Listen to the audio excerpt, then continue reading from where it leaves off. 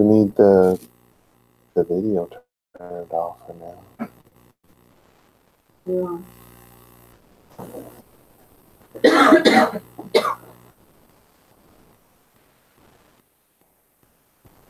The TV. That one? Yes. Turn it off. Okay. Well, you've been leaving it on. So.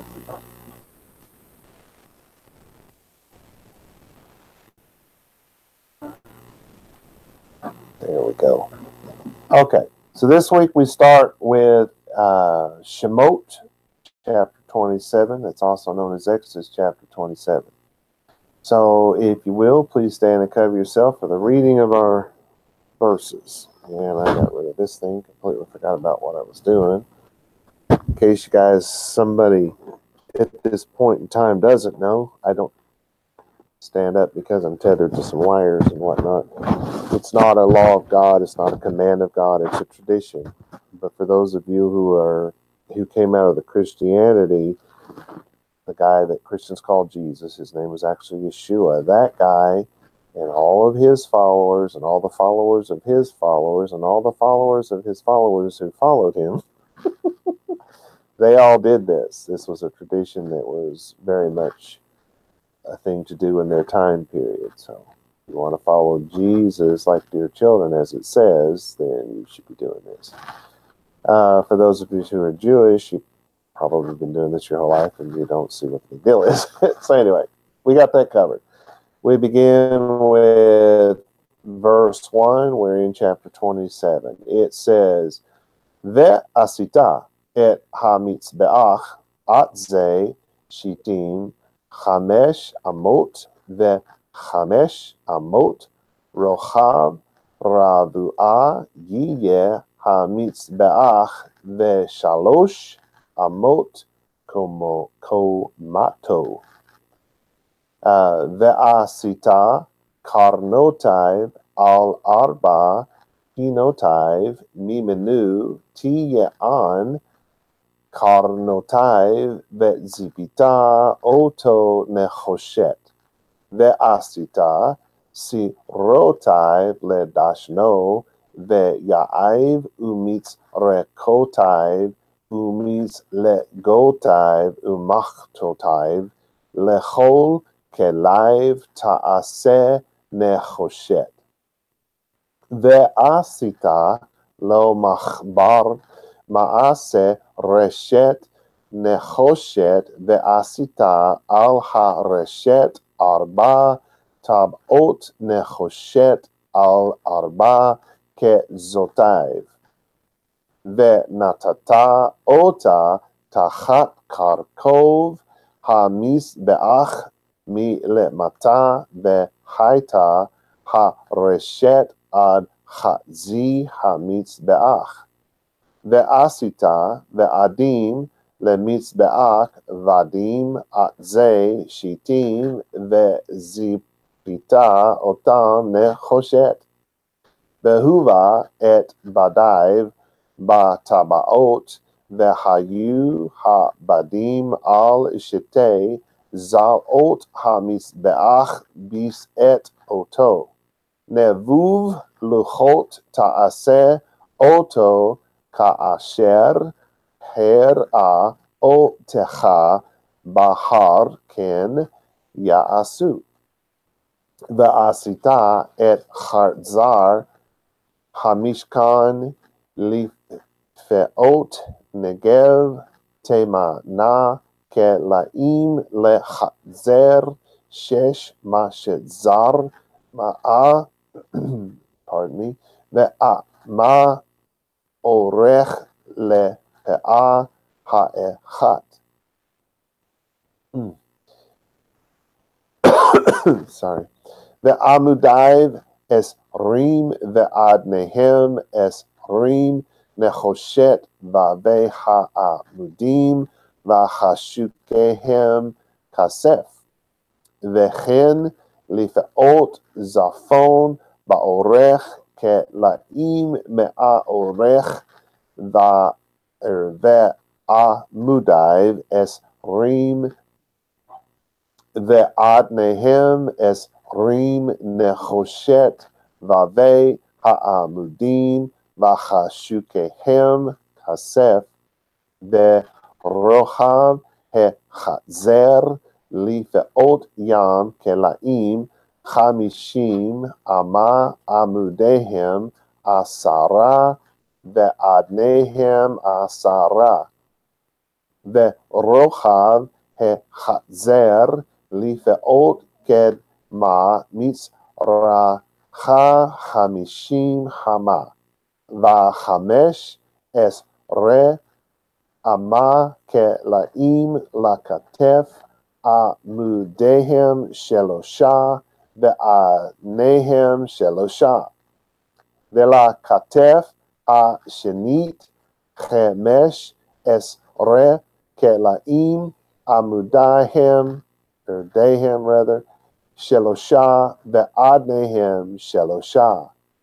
ולשאר החזר מאח 20 אמה תכלת וארגמן ותולעת שני ושש משזר מעשה רוקם עמודיהם 4 ועדניהם 4. כל עמודי החזר זביב מחשקים כסף בביהם כסף ועדניהם נחושת. אורך החזר 100 ואמה ורוחב 50 ב50 וקומה 5 אמות 6 מה שזר ועדניהם נחושת. לכל כלי המשכן בכל עבודתו וכל יתדותיו וכל יתדות החזר נחושת. ואתה תצווה את בני ישראל וקחו אליך שמן זית זך כתית למאור להעלות נר תמיד. And finally, באוהל מועד מחוץ לפרוכת אשר על העדות יערוך אותו אהרון ובניו מערב עד בוקר לפני יהווה חוקת עולם לדורותם מאת בני ישראל. All right, you may be seated.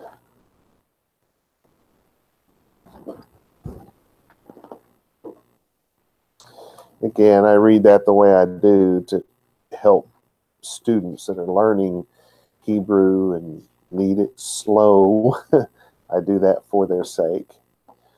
Umberto Moshe David Casuto wrote the following in his introduction to chapter 27.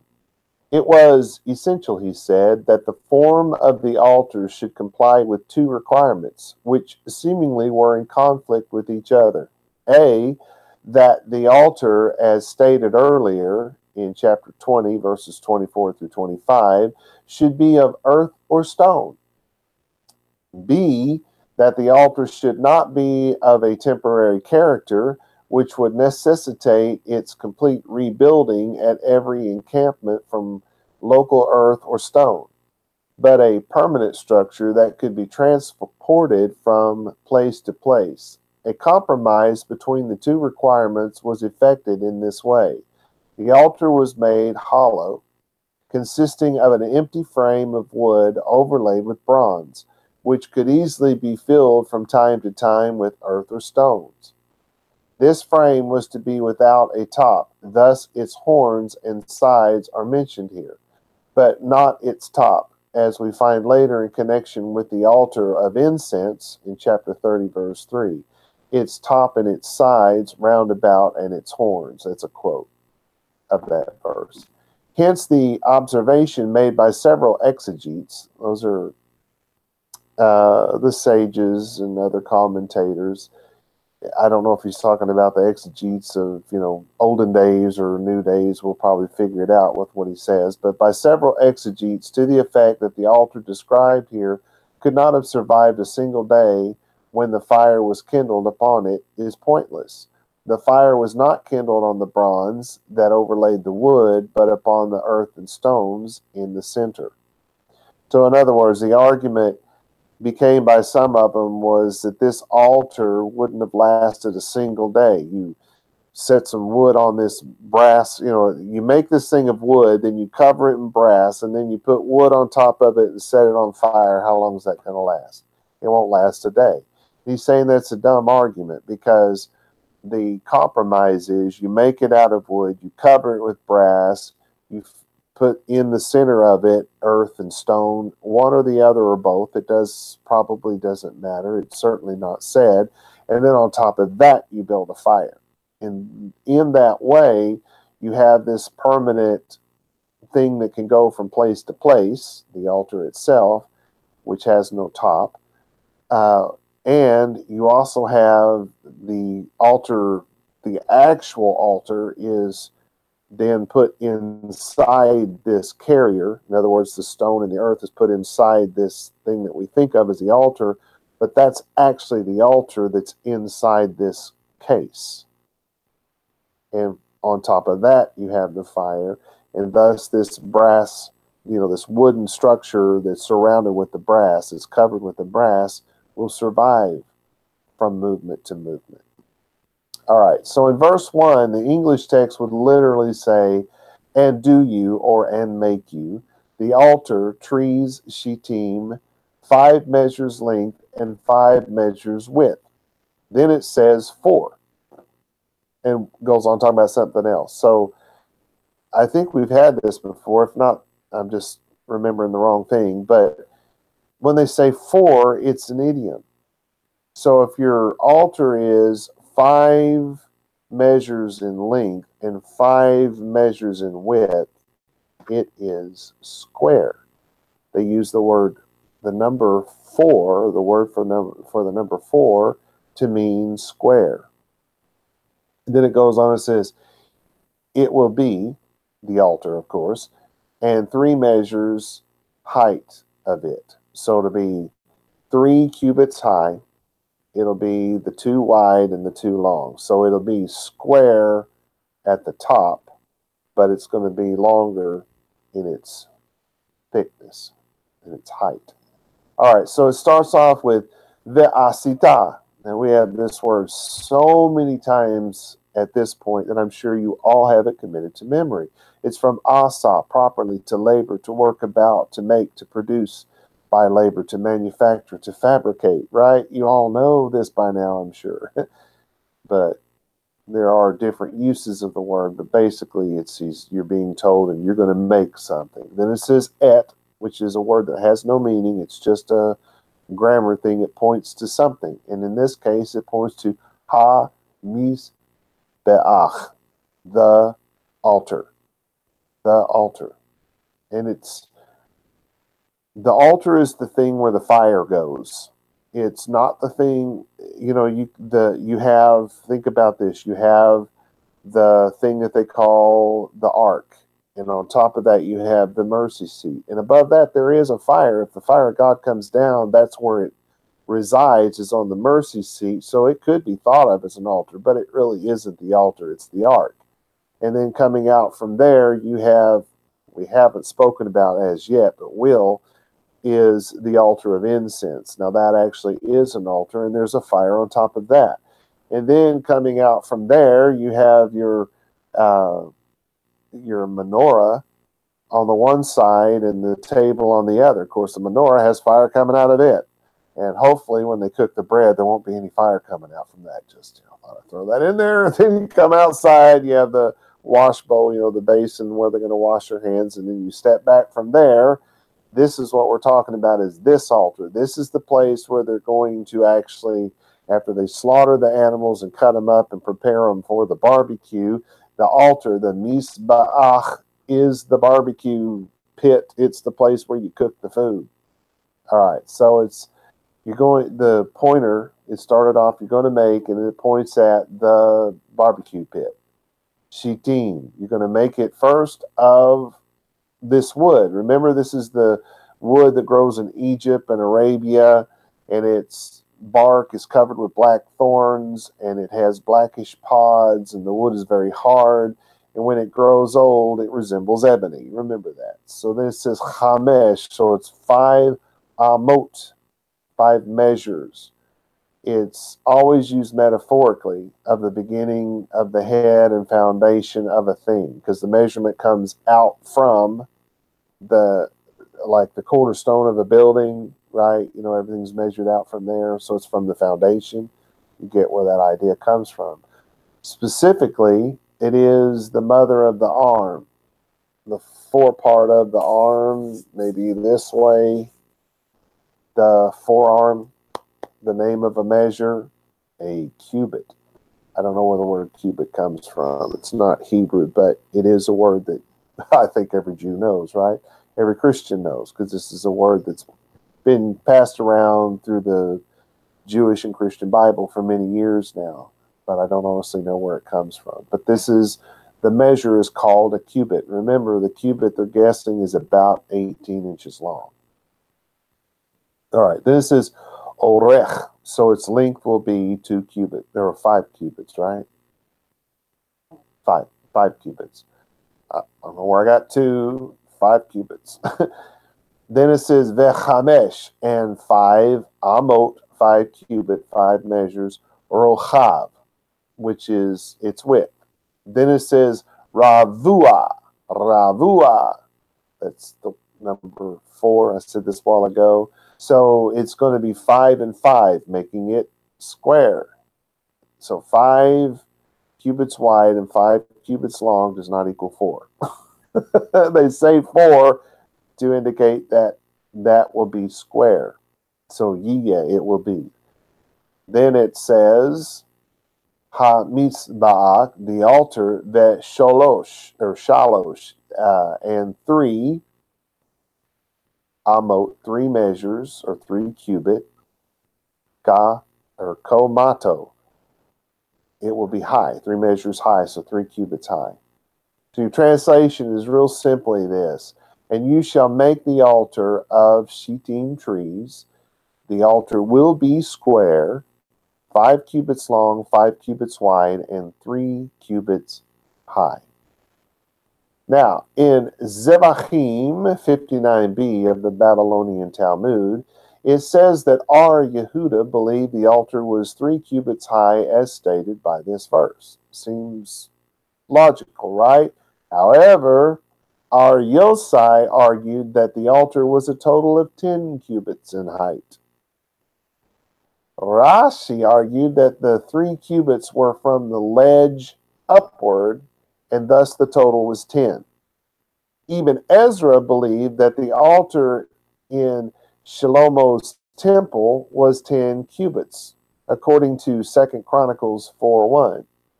And which says, and he made an altar of brass 20 cubits long and 20 cubits wide and 10 cubits high.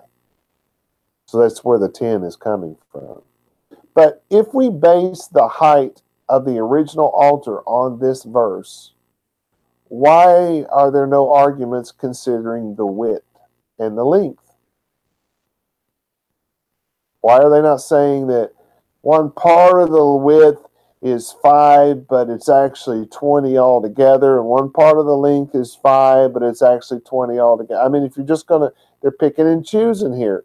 They're going with the height of the one that Shlomo built for the temple itself, and using that as some mystical reason why we should see this as anything other than what the text says, but they're not accepting the length and the width. I don't know. It just seems a little strange to me. Verse 2, literally in English it would say, and do you, or and make you, horns its horns, upon 4 corners its, from us shall be them, horns its, and overlay it you with it brass. Now, you remember the word for it is literally the word he in this sentence because it's masculine. So let's look at this. The asita, to labor, to work about, to produce by labor, to manufacture, to fabricate. All right, so you're being told that you're going to make something. And then it says, karnotai, its horns. You're going to make its horns. A horn as of an ox, a goat, of a ram, a vessel made of a horn, or a horn used for a vessel, a horn for blowing, a symbol of strength and power, an image taken from bulls and other horned animals. So the word for horn is used for strength and power because it's the strength and the power of that animal. In Jeremiah 48:25, it says, the horn of Moab is broken. In other words, its strength is broken. So when they battled with Moab and Moab lost the battle, the strength of Moab was broken. The horn of Moab was broken. So Moab did not have a horn sticking out of the front of its, fort that somebody broke off, right? Moab was not a big ox. This was a land and a people. And when they lost the war, their strength was broken. It's used to exalt or lift up anyone's horn is to increase their power. And on the other hand, in the bad sense, to lift up one's own horn, to do it yourself, is said of pride.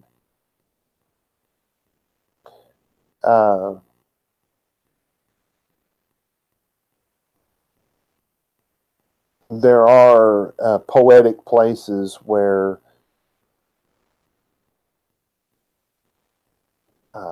Arabian poets compare the horns of an animal to the beams from the rising sun. They call the beams coming off the sun the horns of the sun.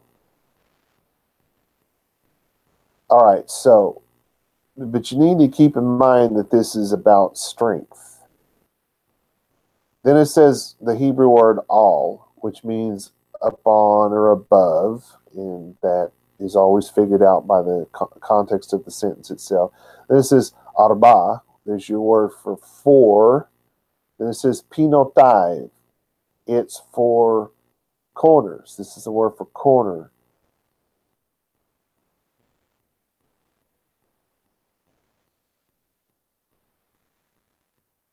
Okay, so let's just go with corners. That's really all we need to know. Then it says mimanu, which is from us. Literally, it means from us. Then it says tiya'an, shall it, those people over there, they shall be, right? It's literally shall be them, but they shall be, or the horns or the corners shall be. Karnotai, the horns, or of strength. You're either talking about literal horns or you're talking of strength metaphorically, right?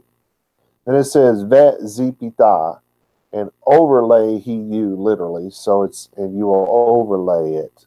But remember, this is overlaying ideas is to shine, to be bright, to look pretty, to look dazzling, and all those sort of things. And they almost always follow it with gold or silver or brass or, some kind of precious metal that makes it pretty, makes it shiny and all of that.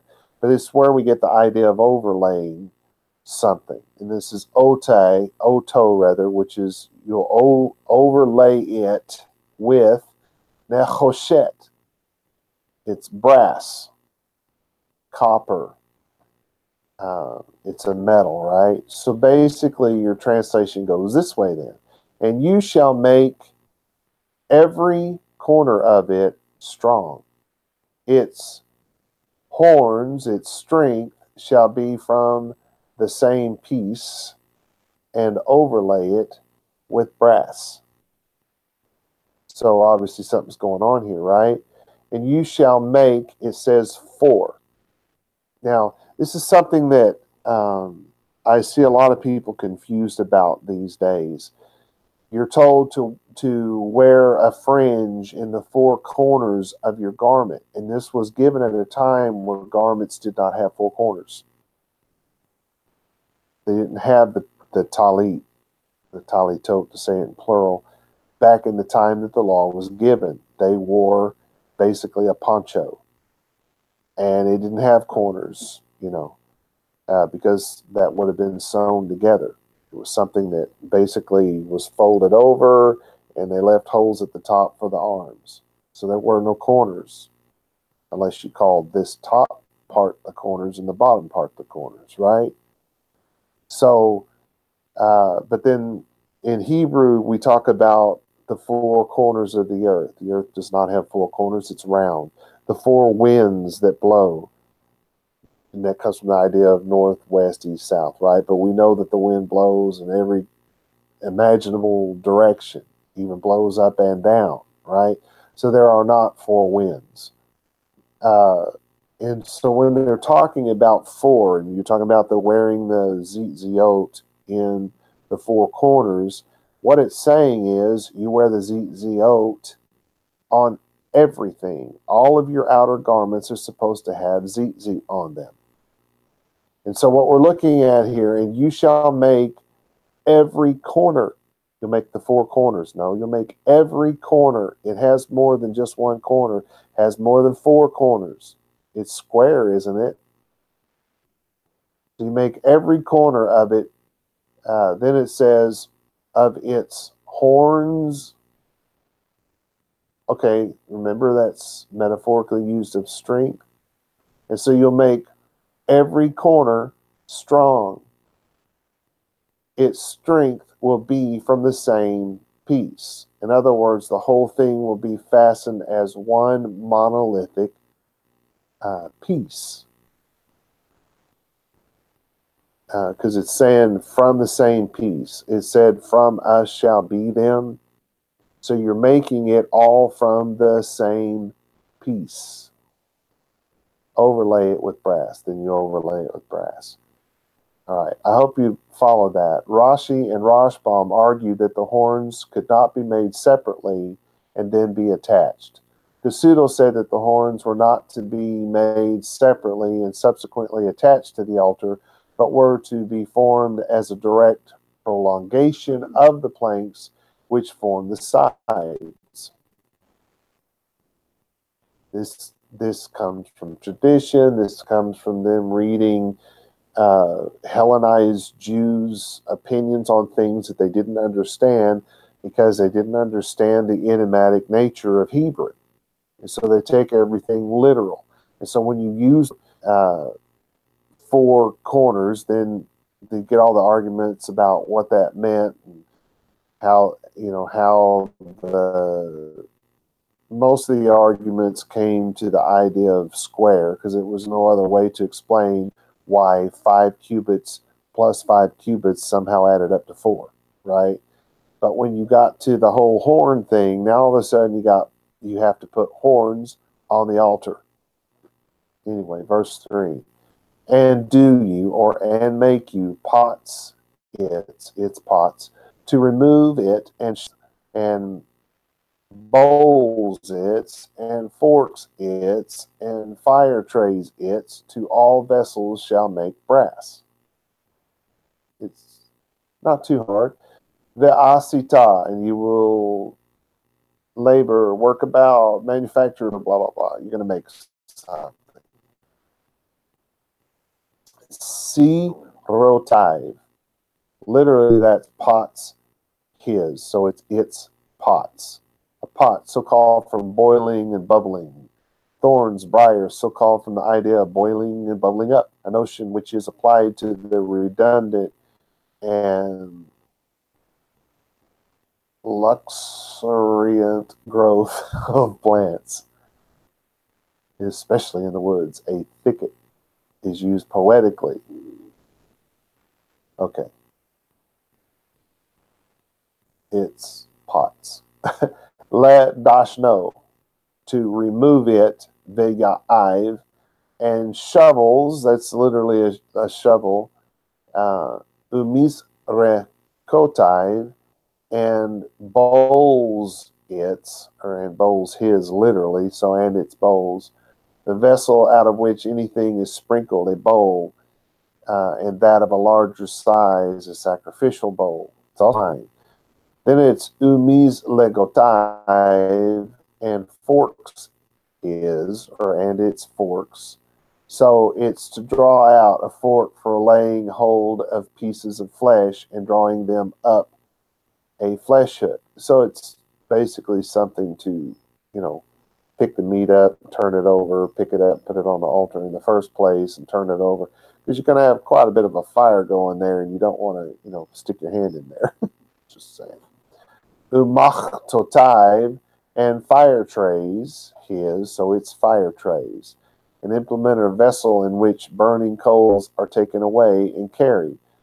Because you remember, well, you may not know this yet, but at some point you'll know that they would take the coals from that and take them over to the table of incense to keep the fire going, right?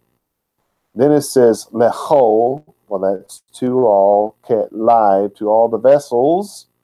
Those are properly whatever is made, completed, or prepared. Any utensil, the vessels, the ornaments. Ta'aseh, you shall make, to labor, to work, to produce, blah, blah, blah, blah, blah, blah. You know what that one means? Nechoshet, you'll make them of brass. So now you're not making them of wood and covering them with brass. Now you're going to actually make particular implements of brass.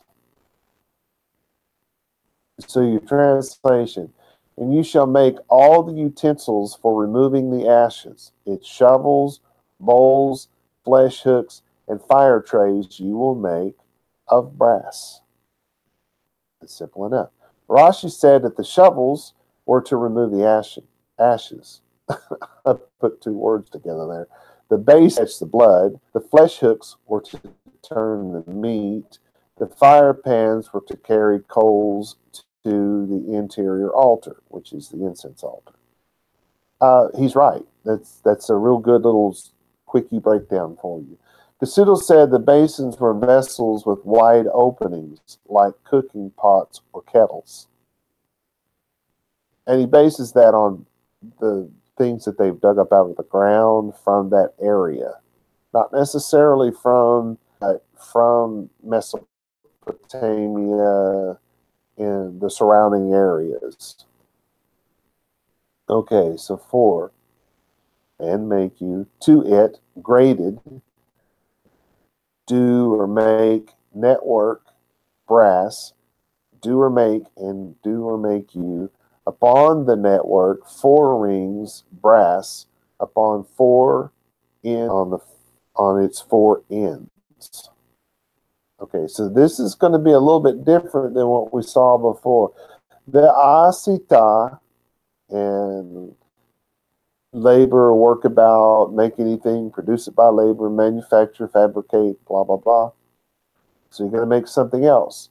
Then this is lo. Now this is a sound-alike word. It doesn't mean no or not. This is to he, literally, so to it. Make for it. Machbar. You'll make a graded, they use it of a coarse cloth, but it's going to be a graded ma'aseh. It's going to be a graded work. So it's going to be kind of like a net, because your wires are all going, I don't know if you can see that because it should be sideways, but, the wires are going in and out of each other, up and, sideways and up and down. So it's a graded work. Hopefully you get what I'm saying by that. Then it says reshet. So network, in the sense of taking and seizing a net. So it's kind of like a net, like I said. Then it says nechoshet. So you're going to make it of brass. The asita, and you'll produce this thing, al, which means upon or above, ha reshet. You'll make it above this network. It's in the sense of taking and seizing a net, to spread, to cast. You're going to make above this, or upper part of this graded work, arba, 4 tabaot, 4 rings. nechoshet of brass, all, which means on, upon, above, arba, four, ketzotai. Literally, that's ends his, or its ends, its extremities, the outer edges of it. So your translation becomes, and you shall make it a graded work of woven brass, and you shall make upon the weaving 4 rings of brass on its 4 ends. Now remember what the whole 4 thing was a while ago. 4 is used in a lot of different ways. 4 was used for square. Then 4 was used for, to say all, as in the 4 corners of your tali tote means that all of your outer garments, no matter what they are supposed to have fringe on them. Doesn't mean it has to have 4 ziot in 4 square corners. No, it just says that there's supposed to be at least a fringe on all of your outer garments, right? So it's used of totality of all. And then here it's actually used for the number 4, the 4 ends. And notice how it's stated differently in this sentence than it was in that past one. The reason why it doesn't say on every corner is because the word ketzotai changes from every corner to the 4 ends, or the 4 extremities. So it wasn't said quite the same way. And so now we know that it's not the 4 corners, it's the, well, it is the 4 corners, but it's not saying all of the corners. It's just saying on its 4 extremities. Onkelos by Drauzine and Wagner says that the word reshet, or network, describes something similar to a sieve. Pretty decent description, I think. All right. In verse 5, it says literally, and put them, her under ledge, the altar, from to under, and was her, the network, to half the altar. That one's hard to follow, isn't it? There's another idiom here. It says ve natata. It's from that word Natan, or we say in English Nathan. I have a brother named Nathan. It's to give, to cause, to receive, and all of that stuff. But it's also, if you write a constitution, you have given everybody a law, right? But what have you done? In reality, you've established something. You've founded something. The establishment of the Constitution is actually what founded this country, right? And that's being used, this word is actually being used in that very way. You're going to put something somewhere. You're going to establish something. So there's different ways to use the word give in Hebrew. Then it says otah, which is literally the feminine of et, which is a pointer. So you're going to put it tachat. You're going to put it under. And it's what you think of. It's underneath something. You're going to put this. Karkov, so you're going to put it under the ledge, under the border, the thing that goes around the outer edge. So under that border, under that ledge, hamis be'ak. So under the border, the outer edge of that altar. That's the word for altar. Mile mata, which literally means from to under. So what does that mean? Beneath. So under the ledge, beneath the ledge, however you want to look at it. Behaita, and it will be ha-reshet, the network. So, and the network will be this, this netting, if you will, this sieve will be odd. Usually translates until or till. It's of time passing over, progress of time. So it will be to or till ha z, half, to the middle. Ha meets ba'ak. So it will be It's going to come down to the center of the middle of the altar. So your translation, and place them under the ledge of the altar. I wrote this wrong. And place them under the ledge beneath the altar. Because remember, from to under is beneath. So, and place them under the ledge beneath the altar, and the net will be to the middle of the altar. Right? So the netting, they're either saying the netting goes on the bottom and moves up to the center, or they're saying that the netting goes in the direct center. All right, the Babylonian Talmud in Zevachim 62a says that the ledge was a space around the altar where the Kohanim could walk.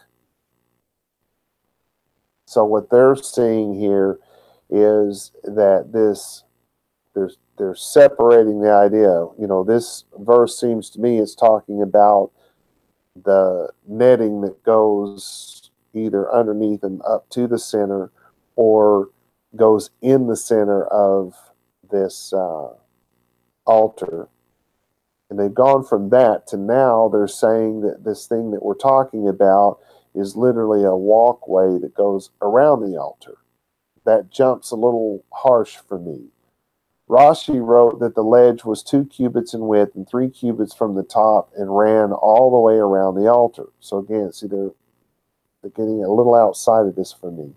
Cassuto wrote the following, and I quote, "We learn from an examination of the ancient altars that have been found in great numbers in Israel and in the neighboring countries it's a kind of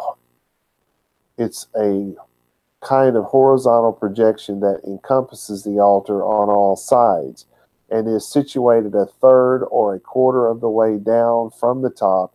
Its purpose apparently was purely ornamental. The side of the altar were not whole, but were full of apertures, which basically are holes, right? Especially in the lower half, in order that air might enter from below and facilitate the kindling of the fire on the altar. Hence, it is to be assumed that they prefer to fill the interior of the altar with stones or pebbles rather than soil. Possibly in the lower half, there were only wooden lathes adjoining the 4 corners in order to give strength and stability to the entire structure. Despite the opening, a bronze network was to encompass the lower portion of the altar, extending halfway up, and through the holes of the net, the air would be able to enter without hindrance. So, inadvertently, he's just described something very different than what he's talking about. Because he's basically starting off agreeing with these men, but actually giving the argument for what I just said. What he just described is what I said. It's the netting goes at the bottom and moves up to the top, to the center. So you've got essentially a netting on the bottom and coming up to the top, and its purpose then is obviously to let the air in, because they're going to put the stone above this thing. So let's go through that again. We learn from an examination of ancient altars that have been found in great numbers in Israel and the neighboring countries is a kind of horizontal projection that encompasses the altar on all sides and is situated a third or a quarter of the way down from the top. Its purpose apparently was purely ornamental. In other words, it wasn't something for the men to stand on.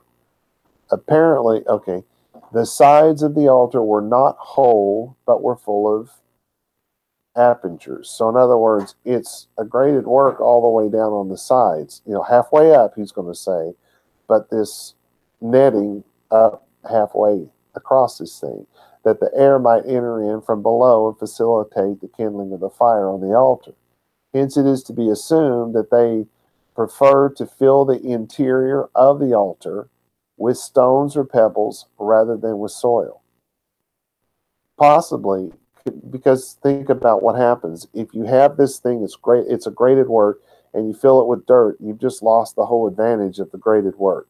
So this is why he's saying, obviously they filled it with pebbles, with rock, because then the air can come up. Because it's graded, the air can get through, and then because it's stone, it can go up in between the stones and rise up under that fire and help to kindle it and keep it burning, because you need that air for that purpose. Then he says, possibly in the lower half there were only wooden laid, adjoining the four corners. So there's something joined to the four corners. And what did it say? Make them strong. Are you hearing what's being said here? So instead of us thinking of these horns sticking out of the tops of this thing, we have to realize that the evidence is showing us that they've reinforced the corners, just like the scripture just told us to do. If we read it properly and see that it's written idiomatic and not literal. The evidence shows us that that's exactly what we're talking about, to give it strength and stability to the entire structure. Wow.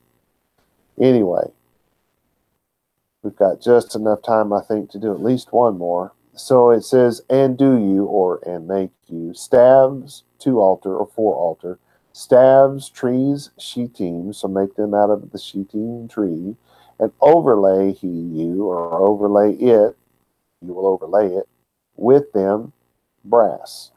All right, so ve'asita, properly, to labor, to work about, to manufacture, to produce by labor, to fabricate.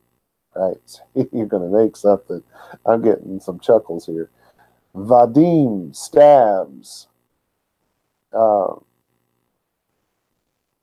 This is exactly what you think of. They're going to cut these limbs off of a tree, or cut them down a really big tree and whittle it down to these skinny little. Just kidding. But they're going to make these stabs that are going to go through the rings so they can carry the thing, right? Probably not going to carry it with rocks in it. I'm just saying. But anyway, you're going to make these stabs. It says, La mizbeach, stabs for the altar, vadim, the stabs, otze, trees, shittim, so it's the shittim tree, bezi pita, and literally that's an overlay he you, or overlay it you. So you'll overlay these staves that are made of shittim trees, otam, with nechoshet, with brass. So it's pretty simple. And you shall make stabs for the altar, stabs of shittim trees, and you will overlay them with brass. So the altar is made of wood, of the shittim tree. It is overlaid with brass. 4 rings are put on this thing. The stabs are pushed through the rings, the 2 stabs going through, 2 rings on each side to carry it. It's pretty straightforward. And we have enough time, I think, to go on. And he go, or and it go, alone his with rings, and be they the stabs upon 2 sides, the altar in lifting with he, or with it. So it's vehuva, and literally it's and he go, to come in, to enter, to go. Because remember, in Hebrew, to go is to come, and to come is to go. It's the same word. Because wherever you go, you came there, right? Wherever you come to, you go there. Just thought that'd be funny. Anyway, it's the same word. So I think you get the idea here. Then it says et, which is that pointer, badai. Literally, that's alone his. It's the word for separation, something separated, especially parts of the body, members of a tree, its branches, or in this case, stabs, or rings, something that has to do with what we're talking about. Then it says bata ba'ot, with rings. It's rings, the roundy things that you're going to put on this thing. The hayu, and they will be habadim, the stabs. The stabs will be all, means upon or above, Shete, 2 Zaot, sides. They'll be on the upper part of 2 sides, of the 2 sides. HaMizbach, of the altar. Bizet, which is literally in lifting, is to take up, to lift up. The idea of raising up and bearing up, so to carry it. Then we have Oto, literally means with it, so it's to carry it. Your translation is, and it, the stabs is the it here, will be placed separate with the rings, and they will be separate on the 2 sides of the altar for carrying it. Kasuda pointed out that the stabs were not left in this altar permanently, like the, I wrote altar, but like the ark. Remember the ark, the stabs were supposed to be left in it and never taken out. Now, they could be taken out, but they were commanded to never take them out. And Kasuda is pointing out that order doesn't go for this one. You can take the sticks out when you're using it and put them back in when you're not using it.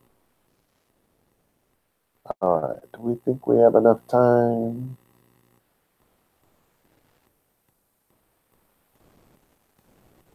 Probably have just enough time to do this one. In verse 8, hollowed 2 tablets shall make with it, as that showing you in mountain, so he do they.